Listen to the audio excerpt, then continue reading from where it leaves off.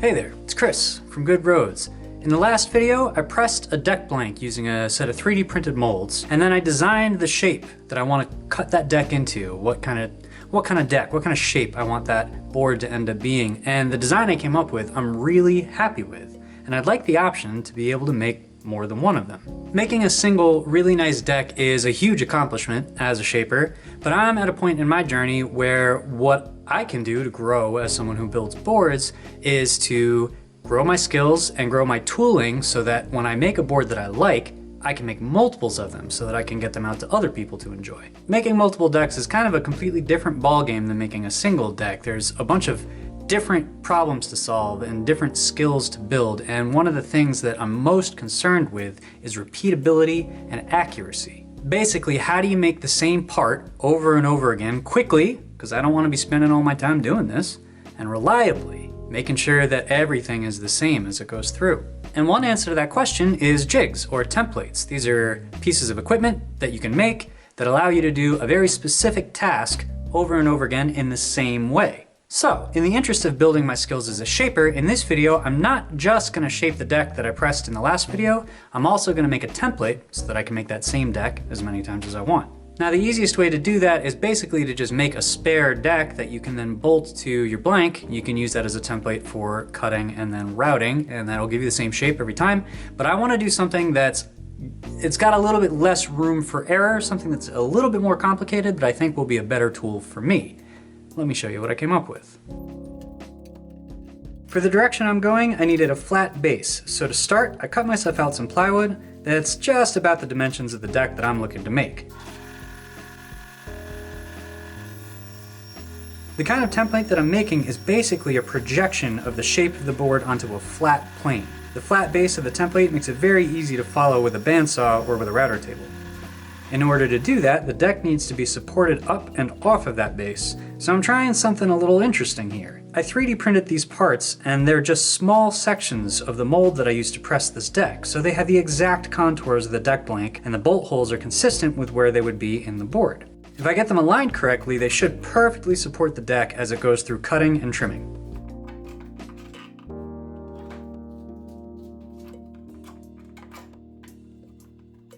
But in reality, I actually had a lot of trouble getting those printed supports perfectly aligned where they needed to be on the template.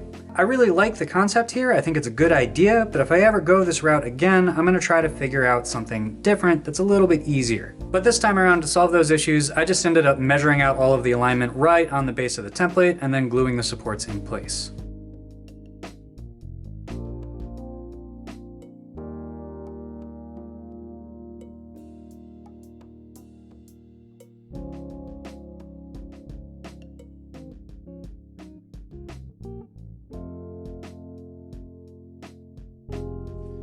When I've got the template finished, I'm going to be using wing nuts to lock my decks in place. So I ran bolts through the template and then used some epoxy to secure them in position.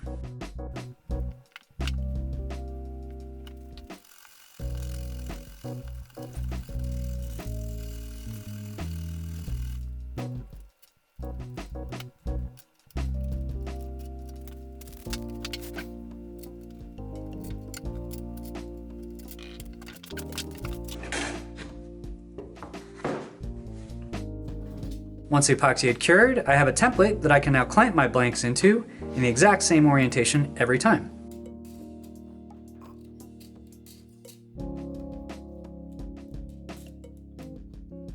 With the wing nuts in place, the blank and the template are effectively locked together as a single unit. So now I can shape my deck template combo all at the same time. Shaping them together will make sure that the shape of the deck that I designed is the exact shape that the template will make every time I use it.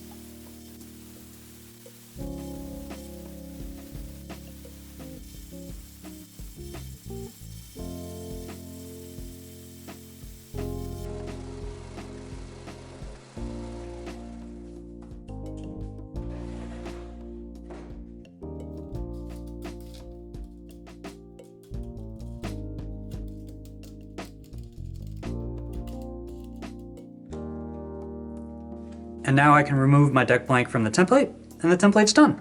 With this jig, I can use a bearing guide on the bandsaw to rough cut my decks and a router table to trim them to shape. Listen, the fact that I don't have a router table is completely besides the point. I've got something to say. I don't have a router table, and it's not breaking my heart, because I've got a template, and that's a start. Beep, beep, beep, beep, yeah! So from here, I've got to take my deck and shape the rails and sand the top and bottom. Shaping the rails is also a candidate for a process that I want to simplify and make easier because honestly, it takes too dang long. What do you guys think? Round over bits? Inflatable drum sanders? How can I make this something that doesn't require so much work and care? Because it's probably the biggest barrier to me making small runs of decks. I just don't have a reliable, repeatable way of doing it quickly. Let me know what you think.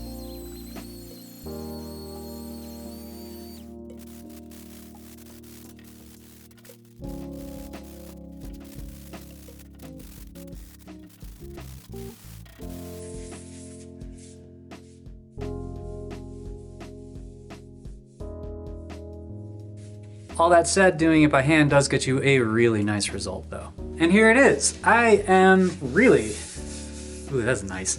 I'm really excited about this deck, not just because it's a shape that I really like and I think it's gonna be really cool to be able to potentially make more of these and maybe iterate on it as I learn, but because it's hard rock maple. The last freestyle deck that I made for myself was Baltic birch and it was super flexy, which I found just kind of not ideal.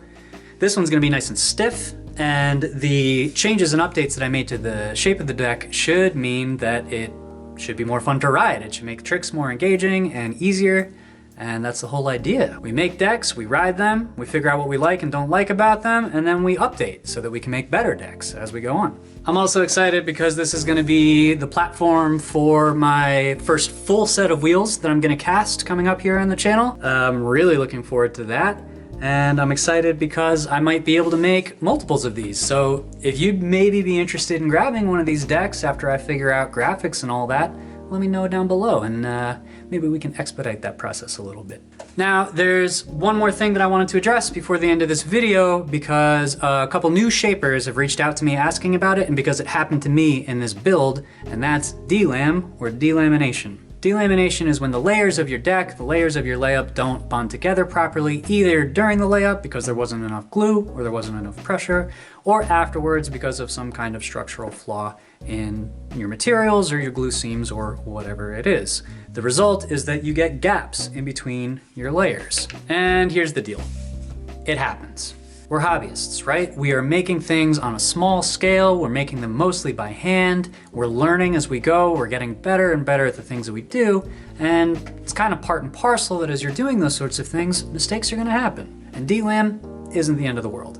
If it's just a small amount of delamination, you've only got a small gap between some plies, you can get some glue and get it into that gap using a razor blade or a syringe or something. And once the glue's in place, you just clamp it down, let it cure, clean up the glue after it's dried, and you should be good to go. There should be really nothing wrong with that deck. You should still be able to ride it safely and, you know, get out there and have some fun, learn from what you've done. If you've got a lot of delam and it looks like it's going to affect the structural integrity of your deck, yeah, that sucks, but it's still not the end of the world. Instead, think of it as an opportunity to learn and part of your growth and part of your journey in becoming a shaper. Check your molds for accuracy, check to make sure you're getting enough clamping pressure, check to make sure your glue coverage is nice and thick and even, and try again. Your next deck will be better, and the deck after that will be better, and the deck after that will be better, and you get the idea. I have been shaping boards for years, and in this build, I tried something different. I applied my glue in a different way, and I basically missed a spot. I didn't miss a spot, but I applied too little glue. And because of that, I had some delam, but I fixed it up and now my board's ready to ride. No big deal. But now that my deck is shaped, sanded, rounded, my little delam mishap is repaired, this board's pretty much ready to ride. All I've got to do is put some graphics and a finish on it, so that's probably going to be the next video. So if you're interested in seeing how I'm going to apply graphics to this thing, if you like this project in general, you want to see how the deck works out, what it's like to ride it, why don't you go ahead and subscribe? There'll be that and lots of other DIY board sport type projects happening right here coming up on the channel. If you've got any questions or comments or suggestions on how I could more easily round rails, leave them down in the comment section below. I'll do my best to get to them. And as always, I appreciate having you come along for the journey. And until next time, I'll see you soon.